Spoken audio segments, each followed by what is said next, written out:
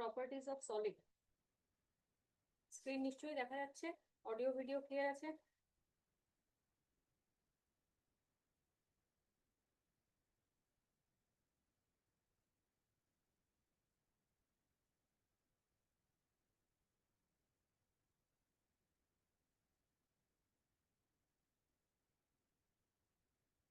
আচ্ছা, সলিড সম্পর্কে কি আইডিয়া আছে বলো? সলিডের কি কি প্রপার্টি, একটা সলিডের মধ্যে আমরা কি কি প্রপার্টি দেখি? তার যে কম্প্যাক্টনেস, পার্টিকেল গুলোর মধ্যে আমরা দেখি যে ইন্টারমলিকুলার ফোর্স অফ অ্যাট্রাকশন অনেক বেশি থাকে সলিডে। তাই জন্য পার্টিকেল গুলো একটা আরেকটার সাথে খুব টাইটলি বন্ডেড থাকে। তো সেই জন্য আমরা দেখি যে সলিড, লিকুইড আর গ্যাস, এই তিনটের মধ্যে যদি কম্পেয়ার করি তাহলে সলিডের ডেন্সিটি সব থেকে বেশি, যেহেতু পার্টিকেল গুলোর মধ্যে ইন্টারমলিকুলার ফোর্স অফ অ্যাট্রাকশন অনেক বেশি থাকে, তাই টাইটলি বন্ডেড থাকে।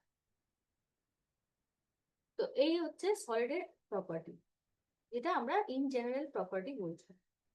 আর কি প্রপার্টি আছে? যেমন ধরো, একটু ওয়েট করো, পেনটা কাজ করছে না।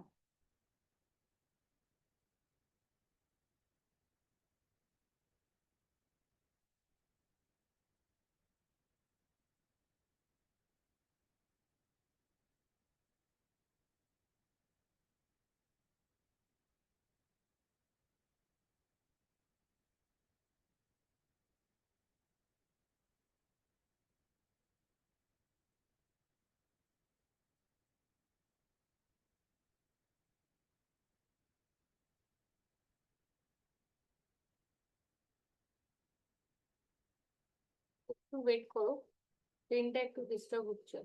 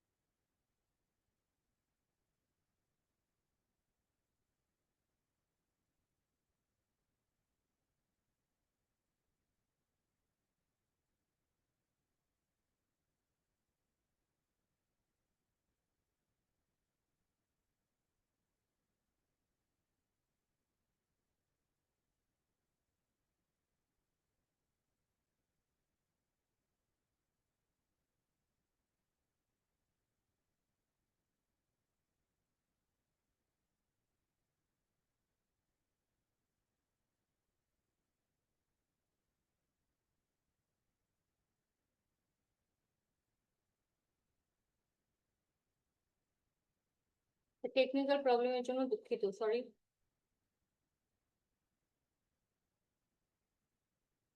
ঠিক আছে, আচ্ছা, একটু ডিস্টার্ব হলো, দেখো।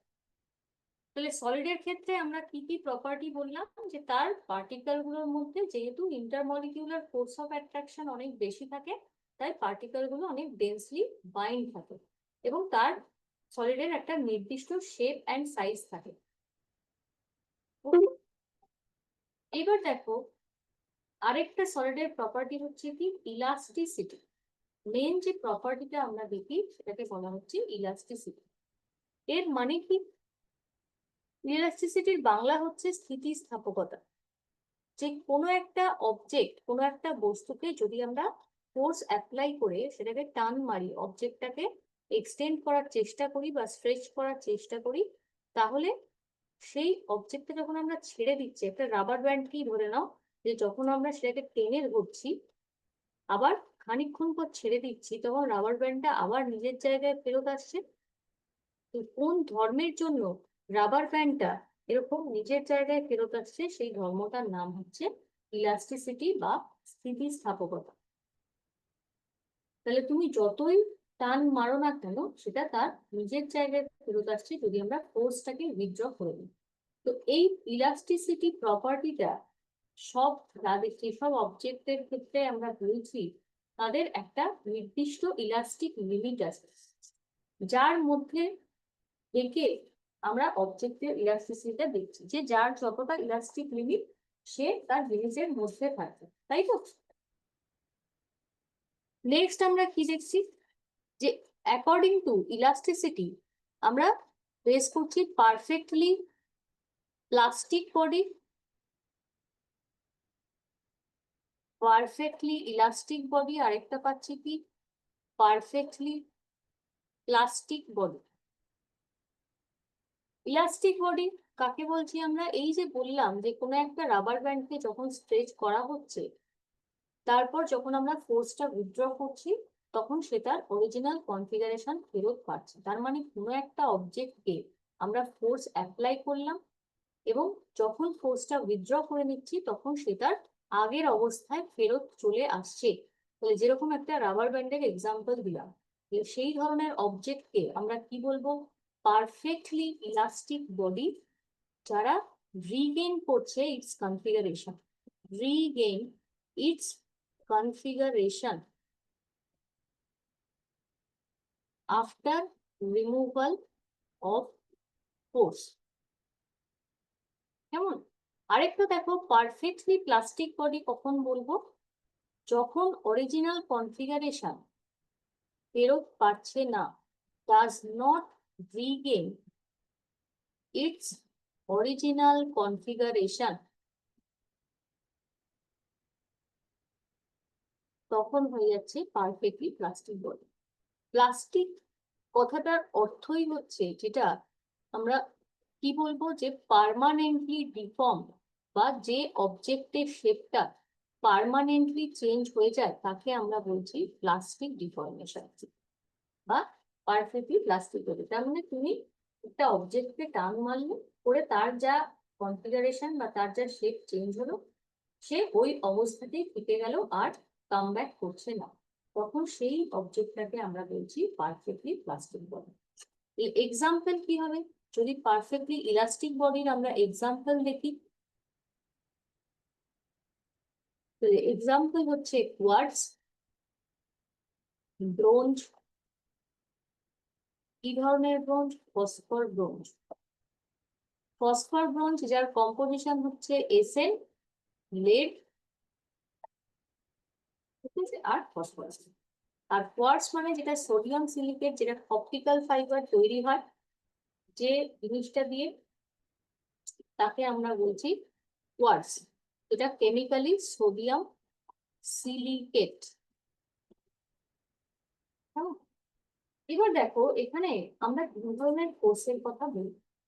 একটা হচ্ছে যে যখন অবজেক্টটাকে টান মারা হচ্ছে তখন একটা ফোর্স অ্যাপ্লাই করা হচ্ছে, যেটা অবজেক্টের কনফিগারেশন বা শেপটাকে চেঞ্জ করে দিচ্ছে, যে ফোর্সটাকে কি বলা হবে? Deforming force. আর যে ফোর্সের জন্য অবজেক্টটা তার নিজের শেপটা ফেরত পাচ্ছে তাকে আমরা কি বলবো? Restoring force. বোঝা গেল দুটো জিনিস? একটা হচ্ছে ডিফর্মিং ফোর্স আর একটা রেস্টোরিং ফোর্স। ডিফর্মেশন করছে যে ফোর্স দিয়ে আমরা অবজেক্টটার শেপটাকেই চেঞ্জ করে দিচ্ছি, দ্যাট ইজ ডিফর্মিং। আর যখন উইথড্র করলে সেটার আগের জায়গায় ফেরত পাচ্ছে, সেটা রেস্টোরিং। তাহলে এখানে দেখো দুটো টার্ম রিলেটেড আছে ইলাস্টিসিটির সাথে, একটা হচ্ছে স্ট্রেস আর একটা হচ্ছে স্ট্রেন। স্ট্রেস মানে কি? Restoring force per unit area. তাহলে এই যে ফোর্স পার এরিয়া, এটাকে আমরা বলছি স্ট্রেস। এই যতটা ফোর্স বা স্ট্রেস অ্যাপ্লাই করা হচ্ছে অবজেক্টটাকে এক্সটেন্ড করার জন্য বা তার শেপ চেঞ্জের জন্য। তাহলে ইউনিট কি হচ্ছে? দেখো, ফোর্সের ইউনিট আমরা কি জানি? এসআই তে নিউটন, আর এরিয়া হচ্ছে মিটার স্কোয়ার। তাহলে নিউটন পার মিটার স্কোয়ার যেটা হয়ে যাচ্ছে পাস্কাল, আর ডাইমেনশন হচ্ছে এম এল ইনভার্স, এগুলো সব হচ্ছে উপরে টু দা পাওয়ার -2, এক্ষেত্রেও নিউটন মিটার টু দা পাওয়ার -2। কতগুলো ধরনের স্ট্রেস হয় যদি আমরা দেখি, যে কতগুলো ধরনের টাইপ অফ স্ট্রেস তাহলে সেখানে তিন ধরনের স্ট্রেস আমরা দেখতে পাই। একটা হচ্ছে linear or longitudinal stress, shearing stress আর হাইড্রোলিক স্ট্রেস।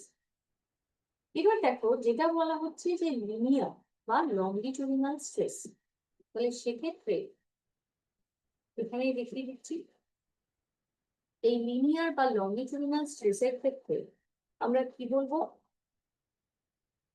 যখন ধরো একটা স্প্রিং আছে, এই স্প্রিংটার উপরে আমরা লংগিচুডিনালি লেন্থ বরাবর বা তার ক্রস সেকশনাল এরিয়া বরাবর যে স্ট্রেসটা অ্যাপ্লাই করছি, যে ফোর্সটা অ্যাপ্লাই করছি, that is longitudinal or linear stress. কি বললাম? Along their cross sectional area যে ফোর্সটা অ্যাপ্লাই করা হচ্ছে তাকে আমরা বলছি লিনিয়ার অর লংগিচুডিনাল স্ট্রেস। কেমন? আচ্ছা, এবার দেখো নেক্সট হচ্ছে শিয়ারিং স্ট্রেস।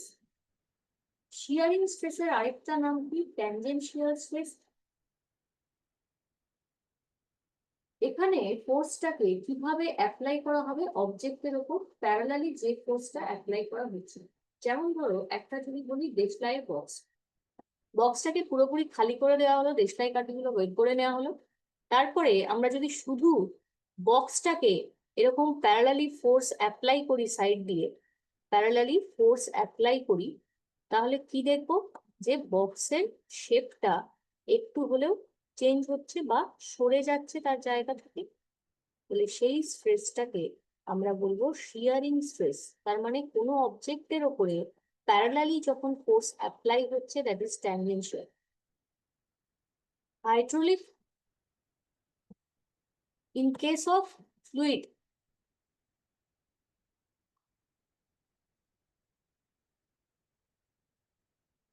আচ্ছা একটু হোল্ড করো।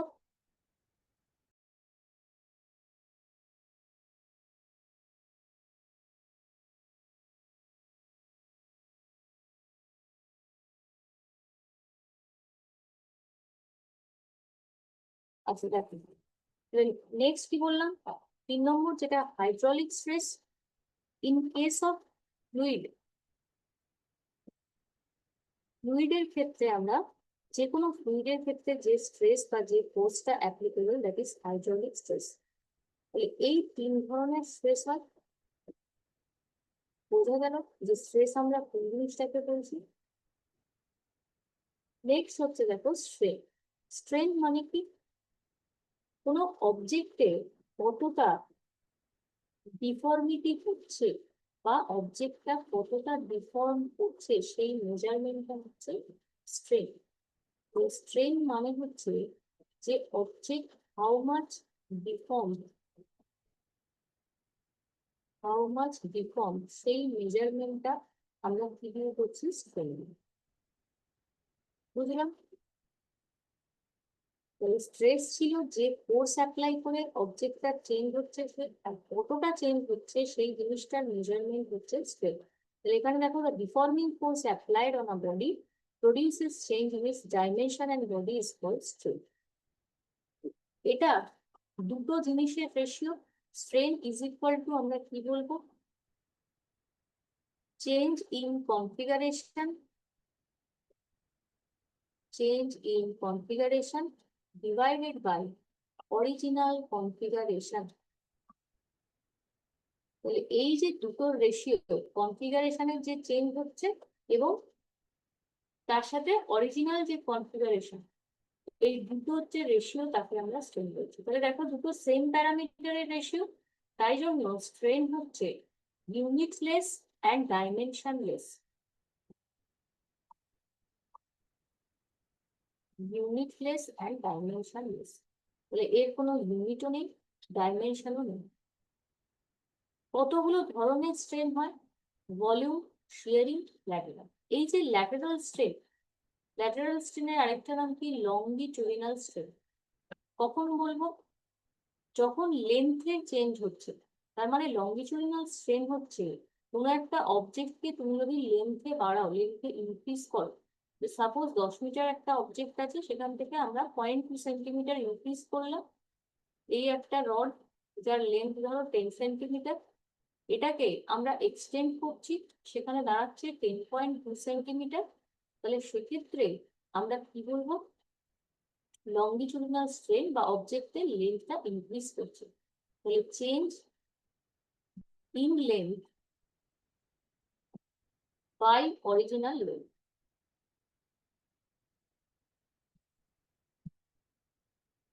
Delta L by L.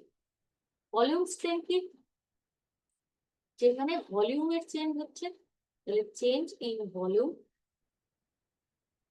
Divided by original del V by. আরেকটা হচ্ছে শিয়ারিং স্ট্রেন। শিয়ারিং স্ট্রেন মানে হচ্ছে ডিসপ্লেসমেন্ট ডিভাইডেড বাই লেন্থ। তাহলে শিয়ারিং স্ট্রেনের ক্ষেত্রে দেখো কতটা অবজেক্টের ডিসপ্লেসমেন্ট হচ্ছে বা পজিশন চেঞ্জ হচ্ছে সেটা ডিভাইডেড বাই তার কতটা শেপ চেঞ্জ হচ্ছে ডিভাইডেড বাই তার লেন্থ। ওকে, তাহলে আমরা লংগিটিউডিনাল, ভলিউমেট্রিক, শিয়ারিং এই তিনটে টাইপ পেলাম স্ট্রেনের। আবার স্ট্রেসের ক্ষেত্রেও তিনটে টাইপ পাচ্ছি। একটা বললাম নর্মাল স্ট্রেস বা যেটা লংগিটিউডিনাল, ট্যানজেনশিয়াল অ্যান্ড হাইড্রোলিক। হাইড্রোলিকটা ফ্লুইডের জন্য অ্যাপ্লিকেবল। এবার দেখো এই যে স্ট্রেস আর স্ট্রেন এদের যে রিলেশনটা সেটা ফার্স্ট আমরা জানতে পারি through the Hooke's law. Robert Hooke, যিনি একজন ব্রিটিশ ফিজিসিস্ট ছিলেন, রবার্ট হুড যিনি একজন ব্রিটিশ ফিজিসিস্ট ছিলেন, যিনি 1660-তে এই হুডস লটা ইনভেন্ট করেন। কি বলছেন উনি, একটা এক্সপেরিমেন্ট করেন। কিরকম এক্সপেরিমেন্ট? ধরো দেখা যাচ্ছে যে একটা স্প্রিং এর নিচে উনি একটা ফোর্স অ্যাপ্লাই করছে 10 নিউটন, আরেকটা 20 নিউটন ফোর্স অ্যাপ্লাই করছে, তাতে লেন্থ ইনক্রিজ করছে 2 নিউটন। তাহলে কি দেখা যাচ্ছে যে যখন 10 নিউটন ফোর্স অ্যাপ্লাই করা হচ্ছিল তখন লেন্থটা ইনক্রিজ করছিল 1 মিলিমিটার। আবার যখন ফোর্সটাকে বাড়ানো হচ্ছে তখন দেখা যাচ্ছে লেন্থ ইনক্রিজ করছে 2 মিলিমিটার। তার মানে যত অ্যামাউন্ট অফ স্ট্রেস বা অ্যামাউন্ট অফ ফোর্স যত বাড়বে তত আমার স্ট্রেনটাও কিন্তু বাড়ছে বা তত কনফিগারেশনে চেঞ্জ হচ্ছে। কারণ প্রথমটায় দেখো যখন 10 নিউটন দেওয়া হচ্ছে 1 মিলিমিটার ইনক্রিজ করছে, যখন 20 নিউটন ফোর্স অ্যাপ্লাই করা হচ্ছে তখন কিন্তু 2 মিলিমিটার ইনক্রিজ হচ্ছে।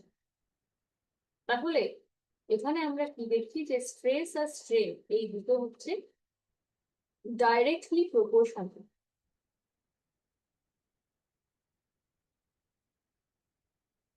Stress and strain directly proportional. তাহলে স্ট্রেস ইজ ইকুয়াল টু আমরা বলতে পারি যে ই ইনটু স্ট্রেন। এই যে E, that is modulus of elasticity.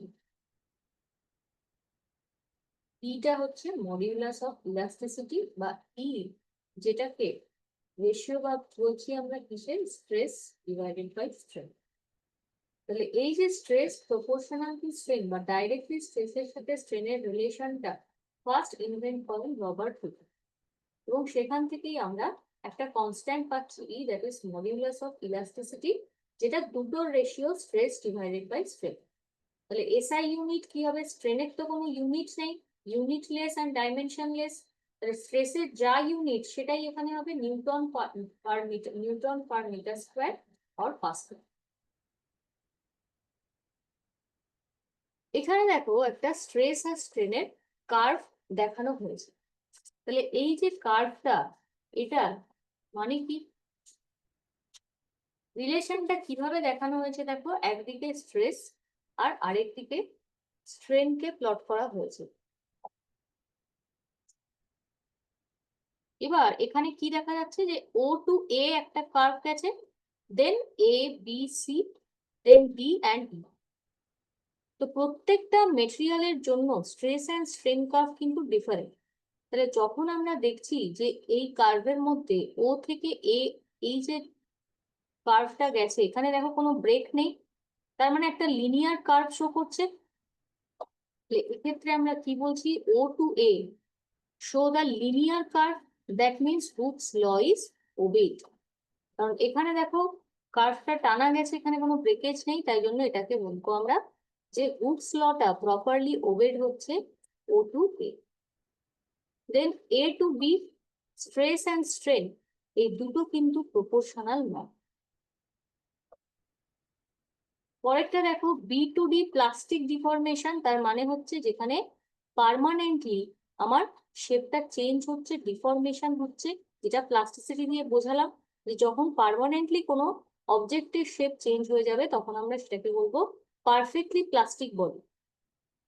আরেকটা পয়েন্ট দেখো ডি, এই ডি পয়েন্টটাকে আমরা কি বলছি, কোনো অবজেক্টের আলটিমেট টেনসাইল স্ট্রেংথ,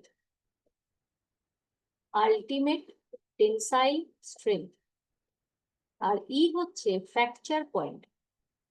তাহলে এইটা হচ্ছে ম্যাক্সিমাম লিমিট অবজেক্টের ইলাস্টিসিটির, আর ই হচ্ছে ফ্র্যাকচার পয়েন্ট।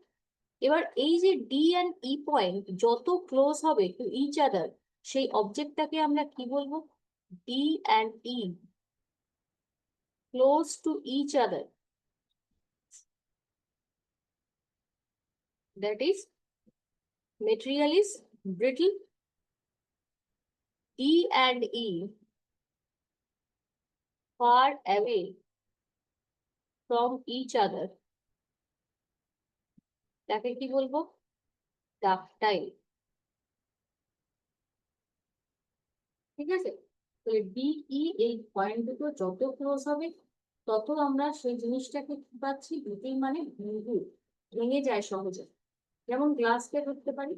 আর ই পয়েন্টটা ধরো এখান থেকে গিয়ে এইখানে ই পয়েন্টটা হলো, তাহলে ই আর ই এর মধ্যে দূরত্ব যত বাড়বে তত সেই জিনিসটার ইলাস্টিসিটি তত বেশি, তাকে আমরা বলছি অভঙ্গুর বা ডাক্তার। এই যে কার্ভটা, এটা কিন্তু প্রত্যেকটা মেটেরিয়ালের জন্য আলাদা আলাদা হয়, এবং কোথায় গিয়ে আলাদা হয় সেটা নিশ্চয়ই বুঝতে পারছো যে এই ডি আর ই পয়েন্টে গিয়ে দুটো ডিফারেন্স আমরা বুঝতে পারছি। বাকি কার্ভে কিন্তু কোনো সেরকম চেঞ্জ হয় না, যেখানে চেঞ্জ হচ্ছে এই জায়গায়। ঠিক আছে, তো এই কার্ভ তোমাদের পরীক্ষাতে না এলেও অনেক সময় দেখতে কোশ্চেন দেয় যে the stress strain curve is same or different, তাহলে প্রত্যেকটা মেটেরিয়ালের ক্ষেত্রে আলাদা হবে। আচ্ছা, এবার দেখো যেটা বললাম আমরা যে মডিউলাস অফ ইলাস্টিসিটি, যেটা আমরা হুক ল থেকে পেলাম যে ই হচ্ছে মডিউলাস অফ ইলাস্টিসিটি, সেখানে আমরা তিনটে টাইপ পাচ্ছি। একটা হচ্ছে ইয়াং মডিউলাস, বাল্ক মডিউলাস, আর rigidity modulus. Young modulus of elasticity যেটা প্রথম ইনভেন্ট করেন কে, একজন ব্রিটিশ সায়েন্টিস্ট যার নাম হচ্ছে থমাস ইয়াং। তো y is equal to আমরা কি পাচ্ছি, লংগিচুডিনাল স্ট্রেস বাই লংগিচুডিনাল স্ট্রেন। অ্যাপ্লিকেবল হবে শুধুমাত্র সলিড বডির ক্ষেত্রে। তোমাদের একটা কোশ্চেন পরীক্ষাতে আসে যে which object is more elastic, তাহলে সেখানে ধরো অপশন দিল স্টিল, গ্লাস, রাবার, এরকম অপশন। তাহলে যদি বলি যে স্টিল আর রাবার এই দুটোর মধ্যে কোনটা বেশি ইলাস্টিক, তাহলে কি উত্তর হবে, বেশিরভাগ ছেলে মেয়েই উত্তর করে যে সেটা রাবার হয়। কিন্তু দেখো এখানে ইয়াং মডিউলাস অফ ইলাস্টিসিটির ক্ষেত্রে আমরা কিছু কন্ডিশন দেখি। আচ্ছা, তাহলে এখানে দেখো লংগিচুডিনাল স্ট্রেস বাই স্ট্রেন, তো তাহলে এখানে আমরা কি লিখতে পারি, স্ট্রেস মানে আমরা জানি ফোর্স বাই এরিয়া, আর স্ট্রেন মানে কি জানি, ডেল্টা এল বাই এল। তাহলে F L A into delta L. ঠিক আছে, এখানে দেখো তাহলে ইউনিট কি হবে, যেহেতু এখানে শুধু স্ট্রেসের ইউনিট, তাই নিউটন পার মিটার স্কোয়ার, স্ট্রেনের কোনো ইউনিট নেই। এবার ইয়াং মডিউলাসের কিছু প্রপার্টি আছে, তাহলে এটা দিয়ে আমরা অ্যাকচুয়ালি কি বলতে চাইছি, যে কোনো মেটেরিয়ালটার কতটা ইলাস্টিসিটি সহ্য করার ক্ষমতা আছে, সেই জিনিসটার মেজারমেন্ট বলতে পারো। প্রথমেই দেখো একটা প্রপার্টি এখানে দেওয়া আছে, যে idealized rigid body would have an infinite Young modulus. তাহলে তার ইয়াং মডিউলাস হচ্ছে অসীম, যেহেতু পারফেক্টলি রিজিড বডির ক্ষেত্রে কখনোই সেটা ডিফর্ম করবে না বা শেপ চেঞ্জ হবে না। যে বডিটা খুবই রিজিড হার্ড, সেটাকে তুমি কখনোই শেপটাকে কোনোভাবেই নাড়াতে পারবে না। তার মানে সেক্ষেত্রে আমার স্ট্রেন কি হয়ে যাচ্ছে? জিরো। কনফিগারেশন চেঞ্জ জিরো হচ্ছে, স্ট্রেন ইজ জিরো। তাই জন্য রিজিড বডির ইয়াং মডিউলাস ইনফাইনাইট হচ্ছে। হলো। আবার দেখো ফ্লুইডের ক্ষেত্রে যদি দেখি তাহলে ইয়াং মডিউলাস হচ্ছে জিরো। তার কারণ লিকুইডের ক্ষেত্রে বা ফ্লুইডের ক্ষেত্রে কোনো রেজিস্টেন্স, কোনো বাধা কিন্তু নেই। যত খুশি তুমি ডিফর্ম করতে পারো, কারণ লিকুইড মানে কি, তুমি যে পাত্রে রাখবে সেই পাত্রের শেপ নেবে। তাহলে সেক্ষেত্রে আমরা কি দেখছি, যে এর কোনো রেজিস্টেন্স নেই লিকুইডের ক্ষেত্রে। তাই জন্য ইয়াং মডিউলাস হয়ে যাচ্ছে জিরো। আবার if any material y is small then it is mostly deformed। তার মানে যার ইয়াং মডিউলাস যত কম, যার ইয়াং মডিউলাসের ভ্যালু যত কম, সেই মেটেরিয়ালটা তত বেশি ডিফর্ম করবে, তত বেশি তার শেপ চেঞ্জ হবে। একমাত্র দেখো মেটালের ক্ষেত্রে আমরা দেখছি যে ওয়াই এর ভ্যালুটা সব থেকে বেশি থাকছে, সব থেকে বেশি থাকছে ওয়াই এর value in case of metal. তাহলে যখন আমি বলছি যে স্টিল বেশি ইলাস্টিক নাকি rubber, steel is more elastic than rubber. তাহলে রাবারের থেকে বেশি ইলাস্টিক হচ্ছে স্টিল। তার কারণ স্টিলের ইয়াং মডিউলাস অনেক বেশি, অনেক হাই। দেখো 200, যেখানে গ্লাসের 65, 13 প্লাস্টিক। তাই জন্য দেখবে যত বড় বড় ব্রিজ তৈরি করা হয় সেখানে র মেটেরিয়ালটা কি থাকে? স্টিল। যাতে ব্রিজের ওপর দিয়ে তুমি যতই লোডেড কিছু নিয়ে যাও, ট্রাক, বড় বড় গাড়ি, যা খুশি যাক, সেখানে ব্রিজটার কিন্তু কোনো শেপ চেঞ্জ হচ্ছে না বা কোনো রকম বেন্ডিং হয় না। তার কারণ তুমি যে মেটেরিয়ালটা ইউজ করছো দ্যাট ইজ স্টিল, যার ইয়াং মডুলাস অফ ইলাস্টিসিটি অনেক হাই। যেহেতু মেটালের ক্ষেত্রে বলা হচ্ছে যে ওয়াই এর ভ্যালু সবসময় বেশি হয়, তাহলে একটা ব্রিজ হোক বা একটা ক্রেন হোক, সেখানে যেহেতু র মেটেরিয়াল স্টিল, তার মানে সেটা সহজে বেন্ডিং হবে না, মেটেরিয়ালটা সহজে তার শেপ চেঞ্জ হবে না, যেহেতু ইয়াং মডুলাস অনেক বেশি, ওয়াই এর ভ্যালু অনেক বেশি। বোঝা গেল? সেম লজিকে আমরা বলতে পারি যে গ্লাস আর রাবার দুটোর মধ্যে কোনটা বেশি ইলাস্টিক। এক্ষেত্রে যেমন বললাম যে স্টিল আর রাবারের মধ্যে স্টিল ইজ মোর ইলাস্টিক। তাহলে সেম যদি বলি যে glass is more elastic than rubber, তার কারণ হচ্ছে যে ইভেন যে অ্যাপ্লাইড ফোর্সটা দিচ্ছি আমরা বা স্ট্রেসটা দিচ্ছি, তাতে গ্লাসে যা তৈরি হচ্ছে সেটা রাবারের থেকে অনেক কম। ঠিক আছে? তাই শেপ চেঞ্জটা আমরা গ্লাসে বেশি দেখছি না, সেক্ষেত্রে ইলাস্টিসিটি বেশি হচ্ছে গ্লাসে। আশা করি এবার থেকে আর ভুল হবে না যে এই কোশ্চেন দেখলেই উত্তর কিন্তু রাবার হবে না, একটু ভেবেচিন্তে করতে হবে। কেমন? আচ্ছা, পরেরটা দেখো, সেকেন্ড যেটা আছে আমাদের সেটা হচ্ছে বাল্ক মডিউলাস। এই বাল্ক মডিউলাসটা প্রথম কে ডিফাইন করেন? তার নাম হচ্ছে ম্যাক্সওয়েল। ডিনোট করা হয় দেখো কোন সাইন দিয়ে? কে দিয়ে, যার মানে volumetric stress by volumetric strain. তাহলে ইয়াং এর ক্ষেত্রে দেখো শুধু সলিড বডির জন্য অ্যাপ্লিকেবল ছিল, বাল্ক মডিউলাসটা অ্যাপ্লিকেবল হচ্ছে সলিড, লিকুইড, গ্যাস, তিনটের জন্যই। এসআই ইউনিট কি? Newton per metre square. এখানে একটা জিনিস কি দেওয়া আছে যে reciprocal of bulk modulus that is the compressibility. তার মানে 1 ডিভাইডেড বাই বাল্ক মডিউলাস, তাকে আমরা কি বলবো? কম্প্রেসিবিলিটি।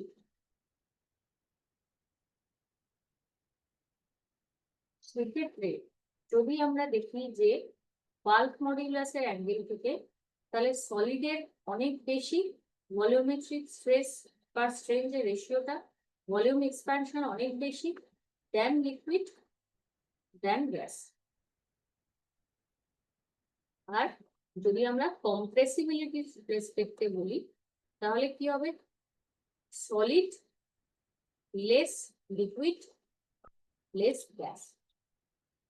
সব থেকে কম্প্রেস করা যায় কোন জিনিসটাকে, গ্যাসকে। তার মানে বলতে পারি আমরা যে যার বাল্ক মডিউলাস যে অবজেক্টের অনেক বেশি, object has large bulk modulus but small compressibility হলো, তাহলে object has large bulk modulus but small compressibility।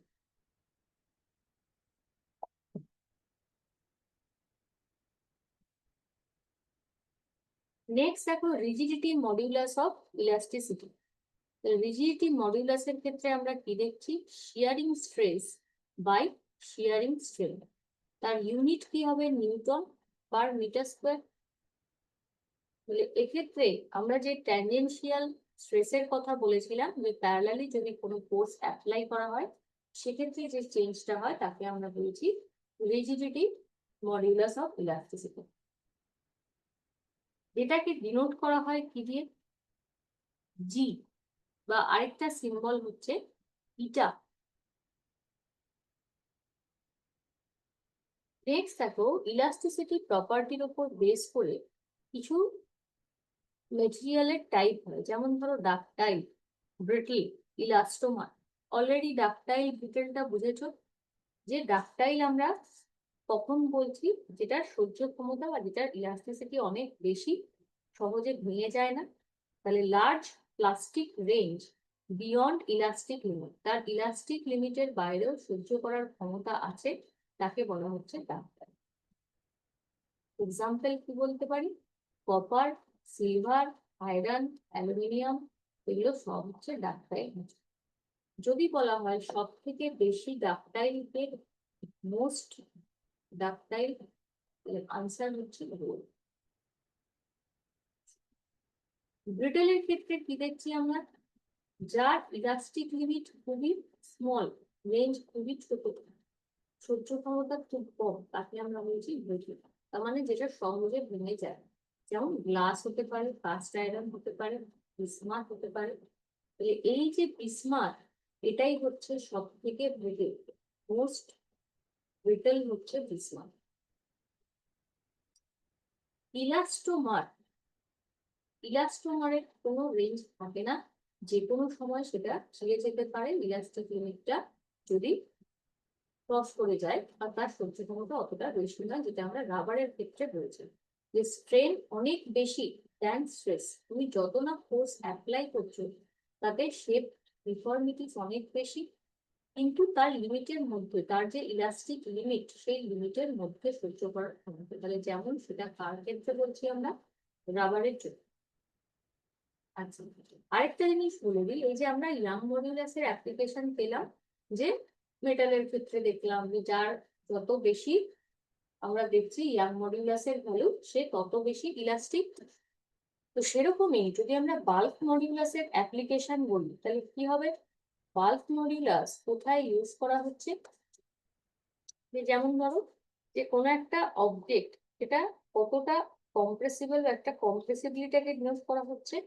আর তাছাড়া ইঞ্জিনিয়াররা বিভিন্ন মেটেরিয়ালের বিহেভিয়ার জানতে পারে এই বাল্ক মডিউলাস দিয়ে, যে তার নেচারটা কিরকম বা মেটেরিয়ালের বিহেভিয়ারটা কিরকম। ঠিক আছে, এগুলো হচ্ছে আমাদের সলিডের প্রপার্টি আমরা দেখলাম। এবার তোমাদের আরেকটা জিনিস আছে যেটাকে বলা হচ্ছে প্রপার্টি অফ ফ্লুইড। তাহলে এতক্ষণ আমরা সলিডের করলাম, এবার হচ্ছে প্রপার্টিজ অফ ফ্লুইড। ফ্লুইডের দেখো একটা তো জেনারেল প্রপার্টি হয়, যে যেটা আমরা বলি যে একটা ফ্লুইডের কি ক্ষমতা, তাকে তুমি তরলকে যে পাত্রে রাখবে সেই পাত্রে রাখার নিয়ম করবে। এবং যদি আমরা ফোর্স অফ অ্যাট্রাকশনের দিক থেকে দেখি তাহলে সেখানে কি দেখতে পাচ্ছি, যে ফোর্স অফ অ্যাট্রাকশনটা অনেক কম হয় দেন সলিড, তাই জন্য ডেন্সিটিটা অনেক লো হয় সলিড থেকে।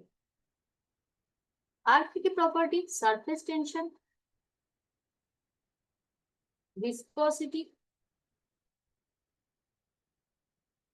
তো এই রিলেটেড যদি আমরা দেখি তাহলে ফ্লুইডের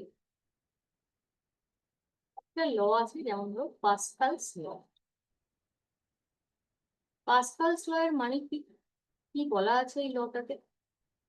যে কোনো একটা জিনিসে ধরো যদি আমরা কোনো ওয়ান পয়েন্টে প্রেসার দিই, যেমন ধরো একটা স্পঞ্জ, একটা স্পঞ্জের বল আছে, সেটাকে কি করা হলো, জলের মধ্যে ডোবানো হলো, ডুবিয়ে সেই জলটাকে যখন প্রেসার দেওয়া হচ্ছে, মানে সুইচ করে জলটাকে বের করে নেওয়া হচ্ছে, তখন আমরা দেখছি যে যখন একটা পয়েন্টে আমরা প্রেসার দিচ্ছি তখন সেই প্রেসারটা ইকুয়ালি ডিস্ট্রিবিউট হয়ে যাচ্ছে টু অল দ্য ডাইরেকশন। তার মানে যখন জলটা স্কুইজ করার চেষ্টা করছি তখন সেটাকে ইকুয়ালি কিন্তু আমরা সব ডাইরেকশনে বের করছি, তাই তো? তো সেই লটাই হচ্ছে পাস্কালস ল। যখন আমরা একটা পয়েন্টে প্রেসার দিচ্ছি এবং সেই প্রেসারটা ওভারঅল সমস্ত পয়েন্টে ডিস্ট্রিবিউট হয়ে যাচ্ছে, তাকে আমরা বলছি পাস্কালস ল। অ্যাপ্লিকেশন কোথায়? এর অ্যাপ্লিকেশন হচ্ছে দুটো ক্ষেত্রে। একটা হচ্ছে হাইড্রোলিক লিফট, আরেকটা হচ্ছে হাইড্রোলিক ব্রেক। কোথায় ইউজ করা হয়? হাইড্রোলিক লিফট থেকে ইউজ করা হয় গাড়ির যে সার্ভিস স্টেশন গুলো থাকে সেখানে। গাড়িটাকে দেখবে ওপরের দিকে তুলে দেওয়া হয়, তাহলে এখানে একটা পিস্টন থাকে, এই হচ্ছে পিস্টনটা, এখানে ফোর্স অ্যাপ্লাই করা হচ্ছে, দেন সেটা ডিস্ট্রিবিউট করে গাড়িটাকে ওপর দিকে আপলিফট করে দিচ্ছে, ওপর দিকে আপলিফট করছে। এটা হচ্ছে আমার হাইড্রোলিক লিফটের অ্যাপ্লিকেশন। আরেকটা হচ্ছে ব্রেক। তাহলে কোশ্চেন এইভাবে আসে যে hydraulic lift is an application of which law? বা hydraulic brake is application of which law? তাহলে সেক্ষেত্রে আনসার হবে আমার পাস্কালস ল। এবার একটা জিনিস তোমরা ছোটবেলায় পড়েছো কনসেপ্ট, যেটাকে বলা হচ্ছে যে বায়োএনসি বা প্লবতা। আমাদের সলিডের প্রপার্টিটা কিন্তু কমপ্লিট, ফ্লুইডের প্রপার্টি করাচ্ছি। ফ্লুইডের মধ্যে প্রথমেই কি বললাম, পাস্কালস ল এর কথা। এবার বলছি যে বায়োএনসি এই শব্দটার সঙ্গে পরিচিত সবাই, যেটার বাংলা হচ্ছে প্লবতা। ধরো কোনো একটা অবজেক্টকে লিকুইডের মধ্যে কি করা হচ্ছে, ডোবানো হচ্ছে, তাহলে সেই অবজেক্টটা এই যে জলের মধ্যে ভেসে থাকতে পারছে, এটা কোন ধর্মের জন্য? অবজেক্টটার একটা নিজস্ব ওয়েট আছে, এটাকে বলা হচ্ছে এমজি। ওয়েটটা হচ্ছে mass into acceleration into gravity, MG. আরেকটা হচ্ছে যে অবজেক্টটাকে ভেসে থাকার জন্য যে প্রেসারটা দেওয়া হচ্ছে, তার মানে এই যে জল অবজেক্টটার উপরে যে প্রেসার অ্যাপ্লাই করছে, তাকে ভেসে থাকতে সাহায্য করছে, তাকে উপরের দিকে ঠেলে রাখছে, তাহলে that is the upthrust force for buoyancy. এই জিনিসটাকেই আমরা বলছি প্লবতা বা বায়োএনসি। বোঝা গেল কি বললাম? যে অবজেক্টটা নিজস্ব একটা ফোর্স, যেটা এমজি, নিজস্ব ওয়েট, এবং সেটাকে উপরের দিকে ঠেলতে ওয়াটার অবজেক্টের ওপর যে প্রেসারটা অ্যাপ্লাই করছে, তাকে আমরা বলছি বায়োএনসি অর আপথ্রাস্ট। তো এই যে প্লবতার কনসেপ্টটা, এটা প্রথম কে দিয়েছেন? সবাই জানি আমরা, বিখ্যাত মানুষ যার নাম হচ্ছে আর্কিমিডিস। আর্কিমিডিস কি করলেন? উনি রোজ দিনই বাথটাবে স্নান করেন, কিন্তু একদিন স্নান করতে গিয়ে উনি লক্ষ্য করলেন যে উনি যখনই জলের মধ্যে ডুবছেন, তখন তার যা ওয়েট, সেই ইকুয়াল অ্যামাউন্ট অফ ওয়েটের জল বাথটাব থেকে বাইরে বেরোচ্ছে।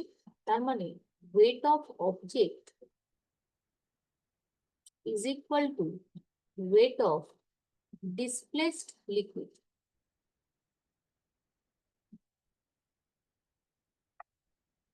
ঠিক আছে? আর্কিমিডিস কি বলছে, যে weight of object is equal two weight of displaced liquid. অবজেক্টের যা ওয়েট সেই একই পরিমাণ লিকুইড কিন্তু বাথটাব থেকে বাইরের দিকে বেরোচ্ছে, এবং এই কনসেপ্টটা প্রথম আর্কিমিডিস পেয়েছে। তখন উনি কি করলেন, ইউরেকা ইউরেকা বলে ছুটতে ছুটতে রাজার দরবারে চলে গেলেন, গ্রিসের রাজার দরবারে চলে গেলেন, যে আমি পেয়েছি। কি পেয়েছি রাজামশাই? যে আমি এই এক্সপেরিমেন্টটা করেছি। তো তখন উনি বললেন যে তুমি এটা প্রমাণ করে দেখাতে পারবে? যদি দেখাতে পারো তাহলে ভালো, আর যদি না পারো তাহলে কিন্তু আমি তোমাকে দেশান্তর করবো। তো আর্কিমিডিস কি করলেন, উনি বললেন যে আপনার মাথার যে সোনার মুকুটটা তাতে কিন্তু পিওর সোনা নেই, কিছুটা ইমপিউরিটিস আছে, খাদ আছে, যে সেটা তুমি প্রমাণ করতে পারবে? তো উনি তখনই কি করলেন, এটা প্রমাণ করে দেখালেন, এবং এই ইকুয়েশন দিয়ে বোঝালেন যে অবজেক্টের যা ওয়েট, সেক্ষেত্রে আমরা দেখছি যে ডিসপ্লেস লিকুইডেরও সেম ওয়েট। এখানে উনি ফ্লোটেশনের তিনটে কন্ডিশন বলছেন। কিরকম কন্ডিশন? কন্ডিশন হচ্ছে,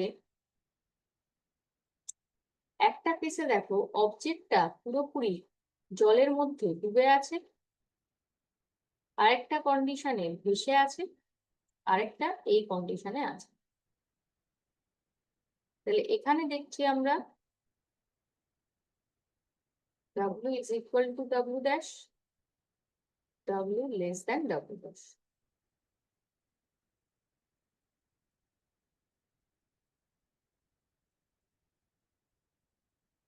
তাহলে তিনটে ফ্লোটিং কন্ডিশন দেখো। প্রথম যেটাই বলা হচ্ছে যে অবজেক্টের ওয়েটটা বেশি হচ্ছে ডিসপ্লেস লিকুইডের থেকে, যখন বেশি হবে তখন অবজেক্টটা পুরোপুরি সিঙ্কিং কন্ডিশনে থাকছে, পুরোপুরি ডুবে যাচ্ছে। আবার যখন ইকুয়াল হচ্ছে তখন অবজেক্টটা ফ্লোট করছে। অ্যান্ড থার্ড কন্ডিশন হচ্ছে, থার্ড কন্ডিশন যখন ওয়েটটা অবজেক্টের কম হচ্ছে দেন ডিসপ্লেস লিকুইড, তখন অবজেক্টের পজিশনটা কিরকম হবে, উপরের দিকে ভেসে থাকবে বা উঠে থাকবে। তাহলে এই যে ফ্লোটিং এর তিনটে কন্ডিশন আর্কিমিডিস তার এই প্রিন্সিপালের মাধ্যমে বলবে। এবং এর অ্যাপ্লিকেশনটা, এই যে আর্কিমিডিস একবার এই জিনিসটা আবিষ্কার করে ফেললেন, তো এই প্রিন্সিপালকে ব্যবহার করে আমরা কোথায় অ্যাপ্লিকেশন দেখতে পাই, যে বোট অ্যান্ড সাবমেরিনের যে মুভমেন্টটা বা শিপের ম্যানুফ্যাকচারিং, এখানেও আমরা আর্কিমিডিসের প্রিন্সিপাল দেখি। তাহলে এর অ্যাপ্লিকেশন হচ্ছে, একটা বললাম বোট অ্যান্ড সাবমেরিন,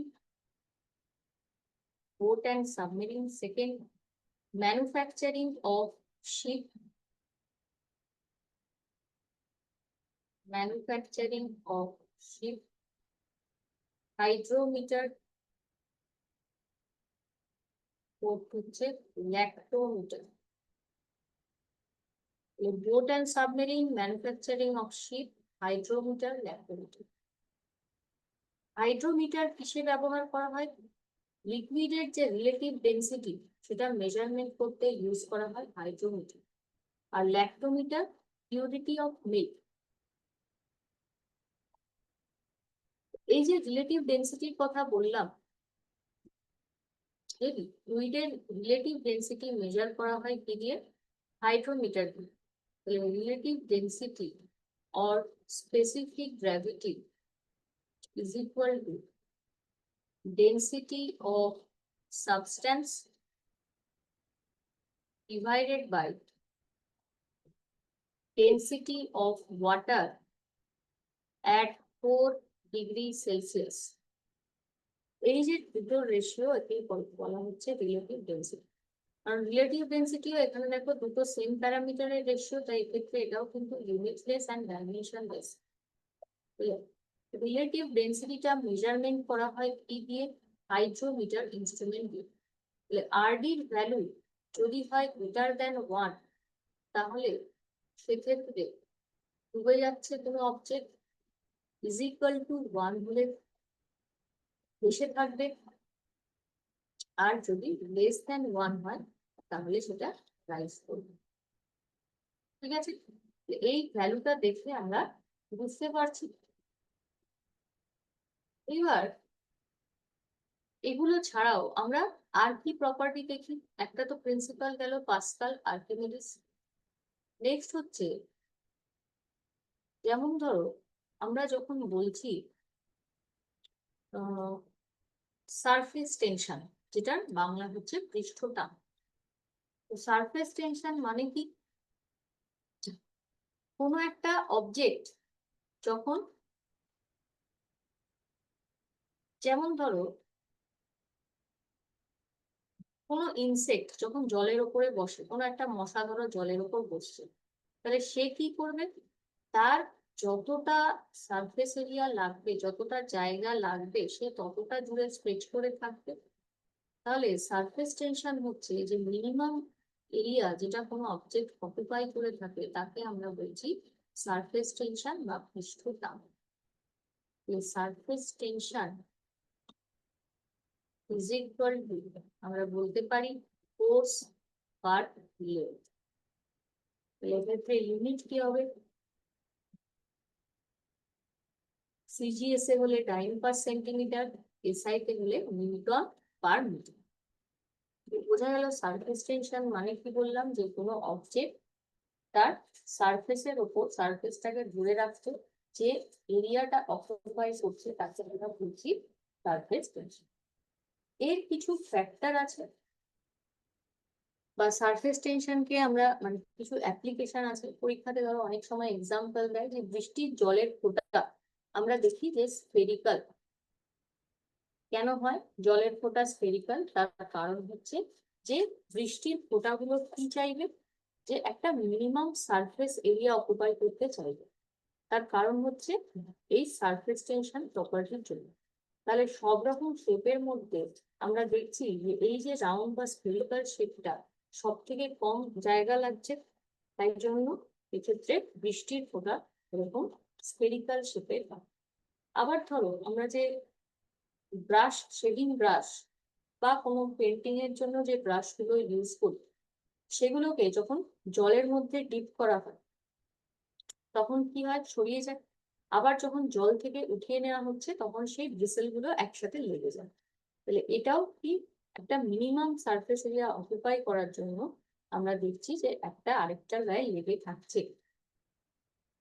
আরো অ্যাপ্লিকেশন হতে পারে, যেমন ধরো ওয়াটার সারফেসের উপর আমরা কি করি? এক ড্রপ তেল ফেলে দিই, তাতে লাভ কি হয়? তেলের যে সারফেস টেনশনটা সেটা জলের থেকে অনেক কম হয়ে যায়, তাই তো?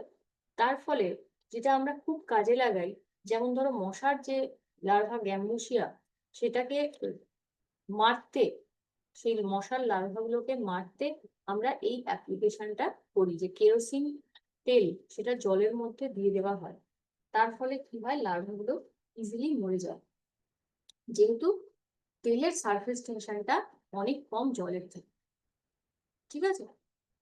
আচ্ছা, তো এইগুলো হচ্ছে অ্যাপ্লিকেশন। তো এই যে সারফেস টেনশন, তার কিছু ফ্যাক্টর আছে, যেমন ধরো টেম্পারেচার বলো, ইমপিউরিটিস বলো, যে যেটা পৃষ্ঠটানের উপরে কোনো প্রভাব ফেলছে, যে টেম্পারেচারের সাথে কি রিলেশন।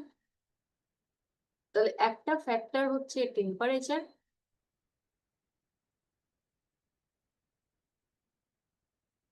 আরেকটা ফ্যাক্টর হচ্ছে ইমপিউরিটিস। যখন টেম্পারেচার ইনক্রিজ করা হচ্ছে তখন লিকুইডের সারফেস টেনশনটা কি হবে?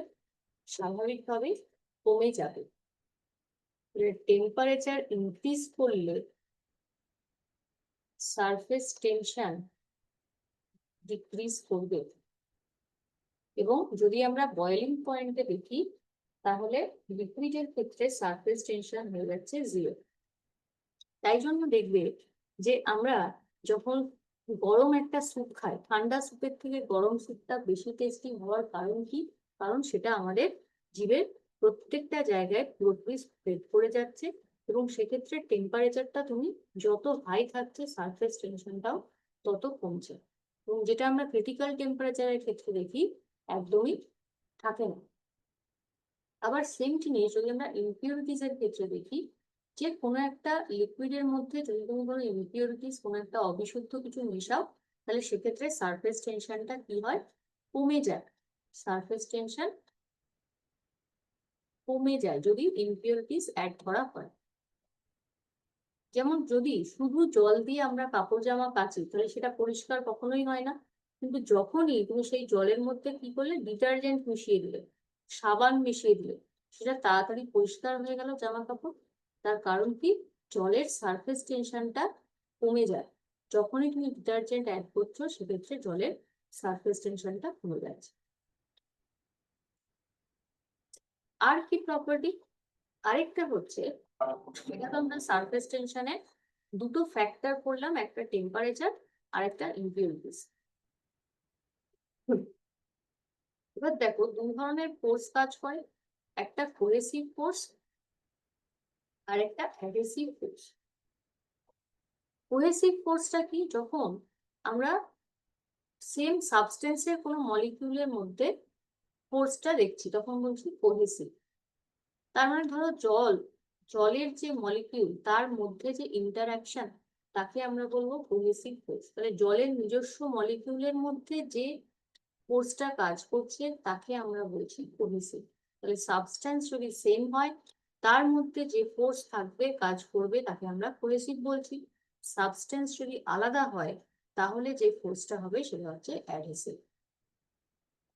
কোহেসিভ হচ্ছে same substance, adhesive different substance.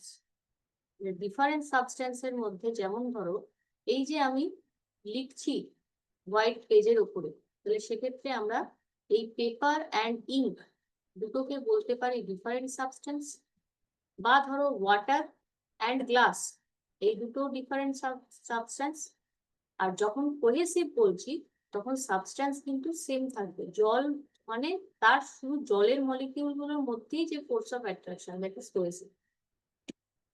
তো এই যে কোহেসিভ অ্যাডহেসিভ নিয়ে আরেকটা জিনিস হচ্ছে যেটাকে বলা হচ্ছে অ্যাঙ্গেল অফ কন্ট্যাক্ট। মানে সলিড এবং লিকুইডের মধ্যে যে অ্যাঙ্গেলটা তৈরি হচ্ছে, জলের মধ্যে তুমি যদি কোনো একটা সলিডকে নাও ডুবাও, তাহলে সেক্ষেত্রে সলিড এবং লিকুইডের মধ্যে যে অ্যাঙ্গেলটা তৈরি হয় তাকে আমরা অ্যাঙ্গেল অফ কন্ট্যাক্ট বলছি। তো এখানে আমরা দেখবো যে অ্যাঙ্গেল অফ কন্ট্যাক্টের উপর বেস করেই যে কোহেসিভ বা অ্যাডহেসিভের যে কনসেপ্টটা বললাম, এটা নির্ভর করেই কিন্তু এই অ্যাঙ্গেল অফ কন্ট্যাক্টটা দেখতে হবে। এটা আমি নেক্সট দিন তোমাদেরকে করাবো। ফ্লুইডের আরেকটা জিনিস বাকি আছে যেটা হচ্ছে ভিসকোসিটি।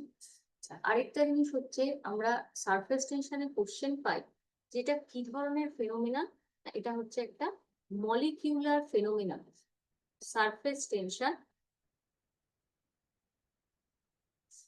is molecular phenomenon, ঠিক আছে। এই যে প্রপার্টি গুলো আমাদের সলিডের ক্ষেত্রে ইলাস্টিসিটি দিয়ে শুরু করলাম, তারপর স্ট্রেস স্ট্রেন হুকস ল, স্ট্রেস স্ট্রেন কার্ভ, এবং তার যে বিভিন্ন মেটেরিয়াল গুলো আমরা করলাম, ডাকটাইল, ব্রিটল, ইলাস্টোমার। আর ফ্লুইডে আমরা কি কি করলাম, পাস্কালস ল, আর্কিমিডিস প্রিন্সিপাল, দেন সারফেস টেনশন, তার কি কি ফ্যাক্টর, টেম্পারেচার, ইম্পিউরিটিস কি কি এফেক্ট করে, আর cohesive and adhesive force. Next দিন আমরা স্টার্ট করবো যেটা থেকে, সেটা হচ্ছে অ্যাঙ্গেল অফ কন্ট্যাক্ট। ঠিক আছে, করে তোমাদের ফ্লুইডটা শেষ হয়ে যাবে। ফ্লুইডে আরেকটা প্রপার্টি হচ্ছে ভিসকোসিটি আছে আর ক্যাপিলারিটি। তো এগুলো হলে আমাদের প্রপার্টিজ অফ ফ্লুইডটা কমপ্লিট হবে। ঠিক আছে, আজকে এই অবধি রাখছি ক্লাস। ওকে, অফ করলাম।